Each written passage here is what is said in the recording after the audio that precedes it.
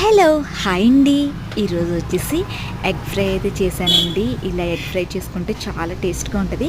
ఒకసారి మీరు కూడా ఇలా ట్రై చేయండి. చేసుకున్న వాళ్ళైతే ఎగ్స్ అయితే బాయిల్ చేసేసానండి. బాయిల్ చేసి పక్కన అయితే ఒలిచేసి పెట్టేసుకున్నాను.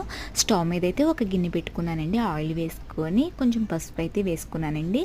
ఆయిల్ హీట్ అయిన తర్వాత ఆ ఎగ్స్ అన్నీ పొట్టు తీసుకున్నవన్నీ వేసేసుకున్నానండి. అవి కొంచెం మనకి ఫ్రై అయిన తర్వాత వెల్లుల్లిపాయలు అయితే కొంచెం కచ్చాపచ్చా అయితే దంచి అందుట్లో వేసేసుకున్నానండి. ఇందులో కొంచెం కరివేపాకు కూడా వేసుకున్నాను.